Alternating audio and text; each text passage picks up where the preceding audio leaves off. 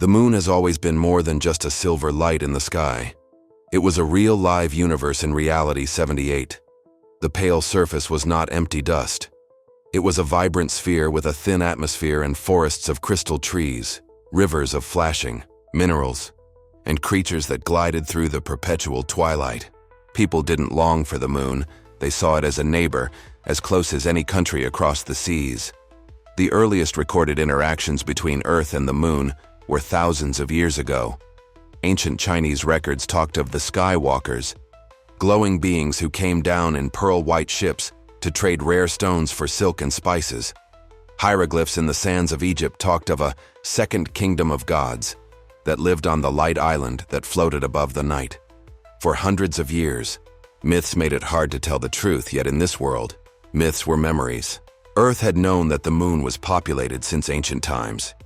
By the 1500s, explorers were crossing oceans with sails filled with wind.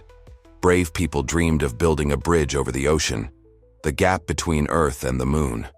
The fact that their atmospheres met in invisible tendrils of breathable air at the edge of the sky turned fiction into reality. The earliest dangerous crossings were made by balloons and gliders, which were as delicate as paper. Not many made it back, but those who did brought back proof. Huge cities on the moon, crystal domes that shone brighter than stars, and beings who named themselves the Cellarans.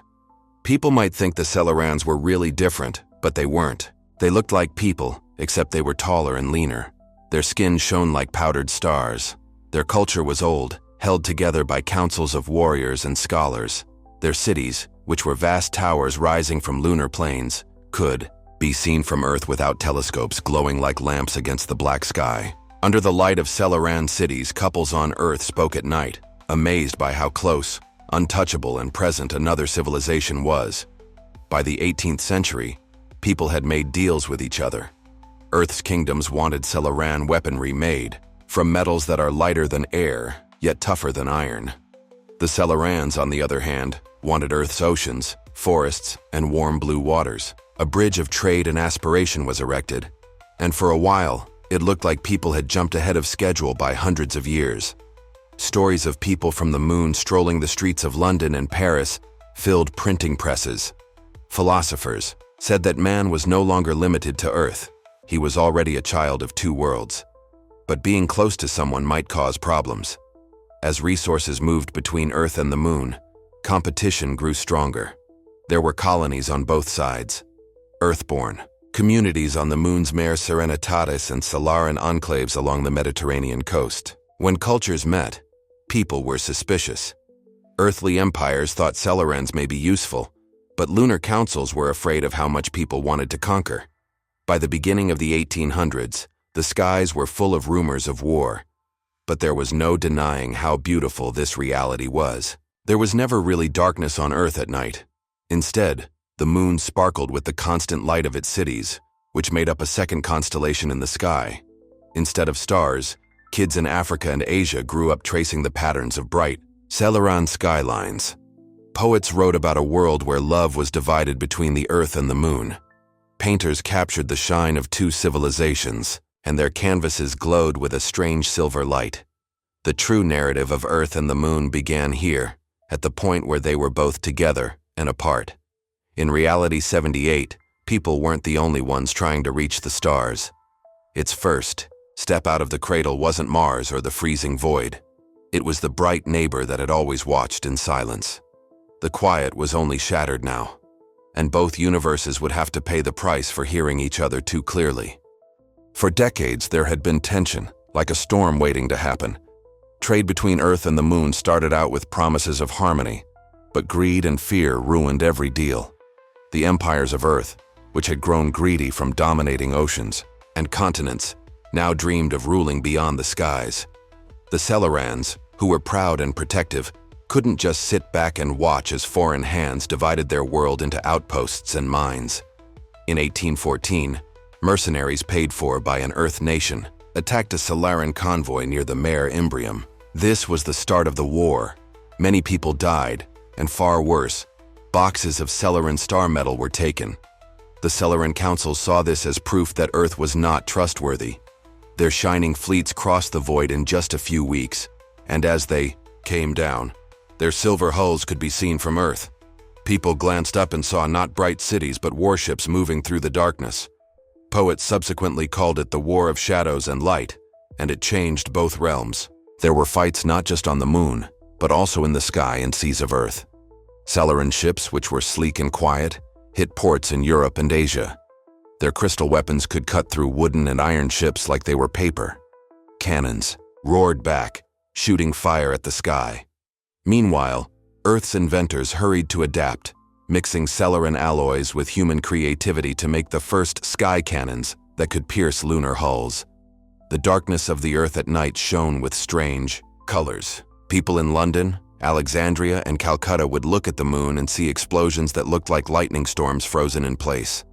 For the first time, people recognized that war wasn't just happening on Earth. It could also happen in the sky. And yet, this conflict wasn't just about destruction. It was also about revelation. The Solarans didn't realize how strong Earth was. Humans were outnumbered and behind in technology, but they were merciless and adapted faster than their enemies imagined. By 1820, militias from Earth were fighting on the moon's surface, digging trenches across the Sea of Tranquility and planting their flags on alien soil. For Solarans, it was a nightmare. Their sacred homeland was invaded and its bright woodlands were trampled by iron boots. But Earth paid a high price too. Every supply of weapons depleted countries that were already torn apart by civil war. When trade channels fell apart, famines spread. People in South America and Africa who had nothing to do with lunar politics were hurt when resources were taken away. People on both sides became tired of it. The battle was no longer a heroic fight for sovereignty. It was a long, hard fight, where survival was the only goal. The Battle of the Twin Lights in 1823 was the most important turning point. A Celeran fleet flew over the Mediterranean, seeking to destroy Earth's naval might in one fell swoop. Instead, they were greeted by Earth's first coalition fleet, which was made up of ships made of lunar alloys and powered by steam and unusual fuels made from Celeran crystals. Fire fell from the sky for 3 nights. Witnesses said that the sky itself split in two, with one half illuminating like the moon and the other half burning with human fire. By morning, half of the Solaran fleet was in ruins, and their debris was scattered across the waves like silver bones. Not with victory, but with tiredness did the conflict cease. The Pact of the Shattered Sky was signed in 1827 on a floating platform that moved between the Earth and the moon. There were new borders, trade was back on, but trust was destroyed beyond repair. People had shown that they were as strong as the Solarans, but they were also as dangerous. People no longer thought of the moon as a peaceful neighbor in the night after the war. They saw it as a reminder of a world that was too close to ignore, too strong to beat, and too interwoven to leave behind. The Earth and the moon had bled together, and their fates were linked. In reality 78, the sky was no longer a dream. They were a battleground, and the scars from the War of Shadows and Light would affect every chapter that came after. The Pact of the Shattered Sky stopped the fighting, although peace was not very strong. Earth and the moon had both lost too much to win, and what was left was not trust, but need. Exhaustion made people agree. For the first time, leaders from both sides stood next to each other, not as friends, but because they knew that perpetual war would lead to mutual destruction. After 1827, a peculiar time dawned. The conflicts that used to light up the night sky were gone, replaced by the lights of rebuilding. Celeran towers repaired themselves with glowing stone that looked like it was growing like coral in attentive hands. Engineers and architects on Earth used some of the same methods as Celeran spaceships, combining crystal alloys with brick and steel. Hybrid spires that caught the moonlight and gleamed like beacons of peace popped up in cities all over Europe, Asia, and Africa. But peace wasn't only about structures. It was also about people. A lot of Celarans moved to Earth for good for the first time, and the Pact protected them. They resided in coastal enclaves along the Mediterranean and the Indian Ocean, where their pale figures walked through markets and ports that were new to them. In return, humans were allowed to set up small colonies on the moon, especially in areas that had already been damaged by the conflict. These colonies were made up of soldiers, traders, and opportunists who were making life for themselves on strange land while looking back at the blue Earth in the sky. Something neither side had imagined happened as they tried to get along. Culture started to mix between the two worlds. People penned poems about Solaran light dances, which were ceremonies when bodies moved like stars in the sky. Solaran musicians found Earth's instruments and made haunting symphonies by combining crystal chimes with violins and drums. These symphonies sounded both earthly and heavenly. In art, hybrid schools came out that painted not only Earth's landscapes or lunar buildings, but also both worlds together, connected by bridges of imagination. For the first time, babies were born, who were part of both worlds. The children of Celarans and humans, known as twilight-born, were emblems of both hope and fear. Their eyes gleamed faintly like Celarans, but their bodies were as strong as humans. Some people praised them as proof that people could come together and that lineages could mix as easily as melodies. Others said they were horrible and would never fit in with either world. Twilight-born children wandered the streets of Cairo, Paris, and Constantinople, where people looked at them with both curiosity and hostility. Their existence pushed the limits of what it means to be human, but there were still shadows under this shaky peace. The memory of war was still there. It was only hidden by treaties and ceremonies. Some governments on Earth saw Celarans not as collaborators, but as things they could use. Secret labs took apart pieces of Celaran technology, taking science to places that were once thought to be impossible. On the moon, councils argued for hours about whether or not people could be trusted. Their voices echoed in rooms lit by crystal fire. Still, life went on and found ways to heal. Traders traversed the void routinely now, ships sailing not for conquest but commerce.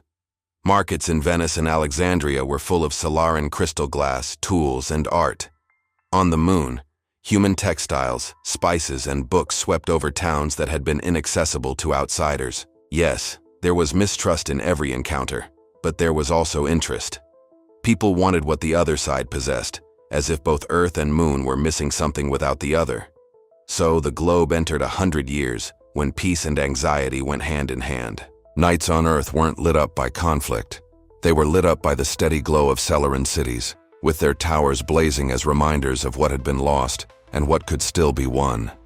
In bars and salons, philosophers argued about whether the moon had made people better or destined them to fight each other forever. One thing was clear: neither the Earth nor the moon could go back to being alone. Their fates were now linked, their bloodlines entwined, and their civilizations blended in ways that no conflict could undo.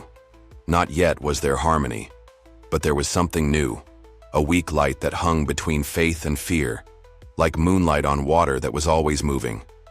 The shaky truce between Earth and the moon didn't eradicate distrust, but it did make things easier. With war no longer taking lives and resources, ambition found other ways to express itself. From scars came new ideas, and from those ideas arose a new dream: to go beyond the oceans and the moon's surface and into the unending dark beyond. By the end of the 1800s, both worlds had started to shift at a speed that neither could have envisaged. The Industrial Revolution took in Celaran metals and crystal energy and used them in its work. Factories didn't just run on coal and steam anymore. They now had bright engines that could store the moon's weird mineral light.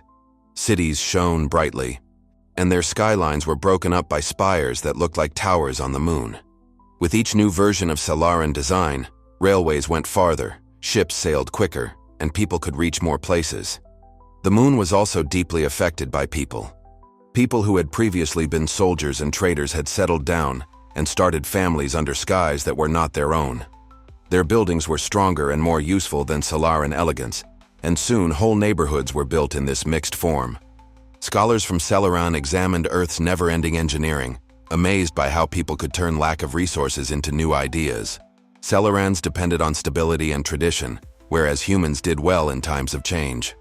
The interchange made Celarans reassess their own disciplines, which led to progress in medicine, astronomy, and energy that they had assumed their society didn't need. The two civilizations began to look out at the world around them. For a long time, people thought of the stars as symbols, lights in the dark that couldn't be reached. But now that the two universes were next to each other, the stars looked less like dreams and more like places to go. The Celestial Bridge was the first big project, and it was planned by a group of human and Celaran engineers in 1889. There was no stone or steel bridge. Instead, there was a chain of orbiting platforms that looked like pearls between Earth and the Moon. Each station, powered by crystal engines, acted as a stop along the way, making space travel safer. When the last piece lit up in 1911, shimmering against the black sky, people on Earth and the Moon cried as if they were seeing the start of a new age. Kids pointed at the shiny chain and called it the ladder to the stars as they grew up. During this time, explorers who became famous also began to appear. Captain Elias Thorne, a human pilot, conducted the first mission outside of the Moon's orbit. His ship, the Aurora, was powered by crystals and headed toward Mars. Even though he never landed, his memoirs about the red planet's quiet deserts sparked imaginations on both sides. Solaran navigator Lysera Vey mapped the asteroid belt on the Moon. This showed that resources beyond Earth and the Moon may power a future where neither side was completely dependent on the other. But exploration wasn't only about the body, it was also about culture. Hybrid societies, particularly those born during twilight, begin to articulate their distinct identities. In literature, they wrote about people who were divided between Earth and the Moon, which led to philosophical disputes in both places. In science, many of the most daring new ideas came from people who had parents from both worlds and didn't follow the rules of either one.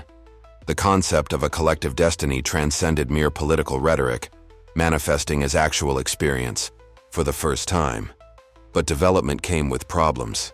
As the Earth and Moon got stronger together, people on both sides whispered worries of one side taking over. Would the Moon eventually be eaten by Earth, which has so many people?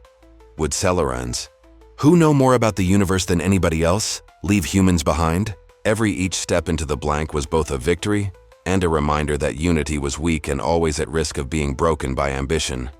But the momentum could not be stopped. People no longer asked if humans and Solarans will reach the stars by the beginning of the 20th century, but when. The time of two vistas had begun. Earth and the Moon used to fight to kill each other, but now they lived together. Now they were at the edge of the infinite, not as separate universes, but as partners. Uneasy, imperfect, but clearly linked in the search for something more than either could achieve on their own. The heavens, which used to be a battleground, were now a boundary. Frontiers challenged not only technology, but also the fundamental soul of civilizations. By the start of the 20th century, the stars didn't seem so far away anymore.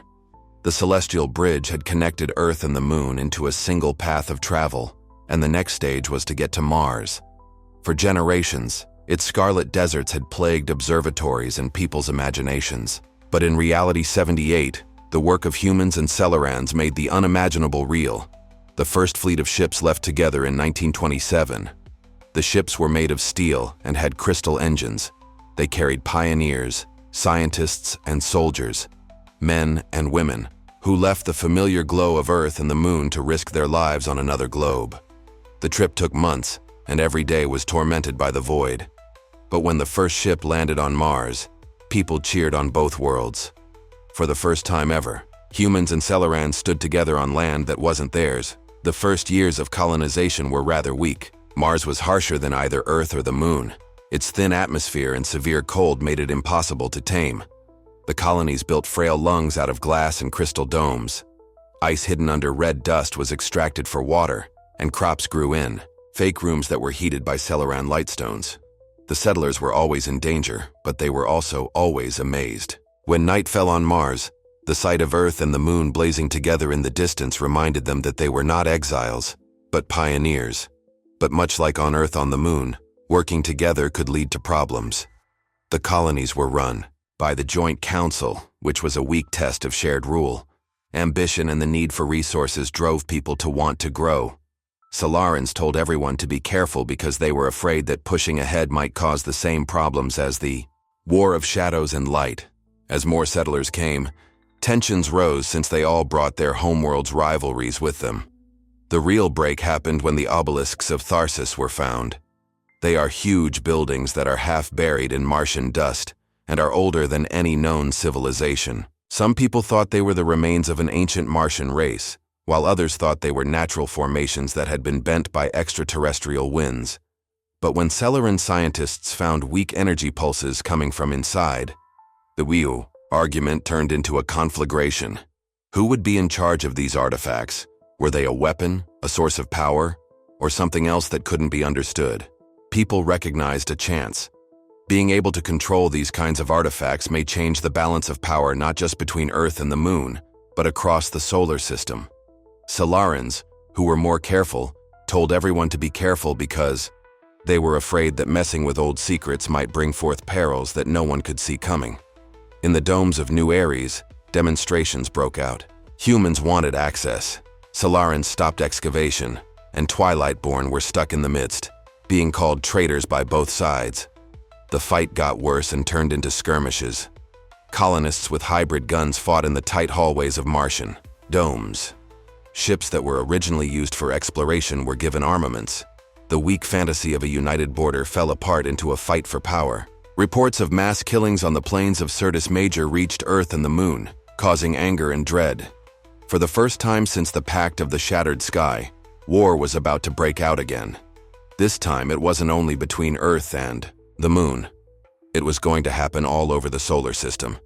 But in the middle of all the noise, the obelisks got brighter. Weird vibrations spread across Mars, messing up sensors and starting rumors. Some people said they could see patterns in the light, as if the buildings were waking up and reacting to conflict instead of study. People started to talk about how the obelisks were watching and waiting. Mars was no longer only a colony by the end of the 1930s. It was a crucible, a location where the tenuous partnership between Earth and the Moon was tested, where ambition and caution collided, and where the future of both civilizations would be decided not by treaties, but by how they dealt with the secrets hidden in red dust. The frontier had grown, but with it came an ancient truth. Every stride outward brought the threat of war.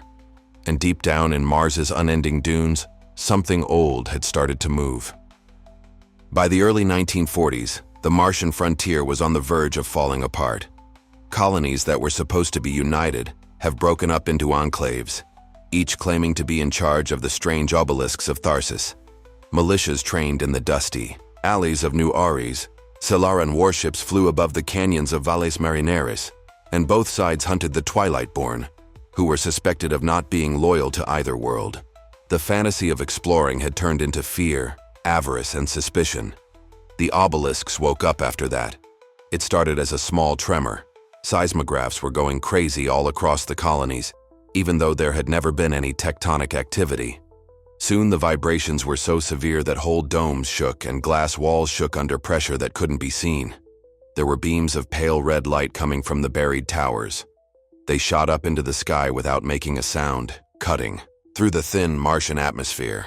At night, settlers gazed in fear as fire symbols moved across the sky in patterns that neither Solaran nor human experts could figure out. The colonies were in a state of panic. Some people thought the obelisks were weapons that were set off by fighting, while others thought they were signals that called for something bigger. The artifacts didn't hit, even though the armies were ready for combat. They didn't talk. They listened. Every fight and act of violence in the crimson dust appeared to make the symbols glow brighter, as if the constructions thrived on disorder. When scientists eventually got close, they found out something terrifying. The obelisks were not just old stones. They were places where echoes of thinking and feeling were kept, going back to before recorded history. Whatever civilization produced them left behind memories, not weapons. Mars wasn't quiet. It was full of ghosts from its history. The news came too late to stop the violence. The siege of Cydonia began in 1942, when Earth militias attacked Solaran research camps near one of the biggest obelisks. The conflict was fierce, and people fought with more than just rifles and crystal cannons. In the thick of the bloodshed, the obelisk shook fiercely, sending a shockwave throughout the battlefield. Like leaves in a storm, both armies were swept aside. Survivors talked about visions of huge entities with eyes like suns, cities etched into stone, and a last disaster that left Mars silent and buried. The visions spread like a disease. People who were near the obelisk's pulse got pieces of alien memory, dreams that weren't theirs and murmurs of a warning. The same hunger that killed Mars will kill you too. The fight was no longer about land. It was instead about the minds, survival. Soldiers woke up screaming from dreams that weren't theirs. Twilight-born, who were better at mixing human and Solaran thoughts, were conduits of sharper visions, saying that the obelisks were not weapons, but instructors. Not many people listened. Panic turned into a political catastrophe on Earth and the Moon. Some authorities said that Mars should be abandoned because they were afraid of contamination. Some people wanted the obelisks to be taken, cut up, and made into tools before they destroyed both worlds. War was about to break out again, but this time it would be across the whole solar system, not just between colonies. But in the middle of fear, a weak hope appeared. The Cydonia Accord was made up of twilight-born thinkers, Solaran intellectuals, and human explorers, who all agreed that the obelisks were not machines but mirrors. They reflected the violence that was put into them, making it louder as a warning. Fighting over them would lead to calamity, just like the demise of the architects of Mars that no one remembers. They said that the only way to move forward was to come together, not out of love but out of need. So in 1945, leaders from Earth, the Moon, and Mars met under the shadow of the biggest obelisk. They formed a new agreement, not to conquer, but to stay alive, in a place full of red dust and war scars. The obelisks would be studied together, kept safe from being used for profit, and not seen as rewards, but as guardians of a lesson that humans and Celerans could not afford to ignore. For the first time, unification wasn't just a goal, it was a question of life and death. The stars still called to him, but now they were tempered by memory. Memory engraved in stone, burning red, and talking of civilizations that had come and gone before. In Reality 78, the narrative of Earth and the Moon didn't finish with one side winning or the other side losing. In the end, they had to choose, face the infinite united, or disappear into dust like the Martians before them. And in the Martian sky, with the blue Earth and silver Moon shining down on it, the future hung there, shaking, vulnerable, but alive. Welcome to Beyond the Fractals. Subscribe now and explore every reality.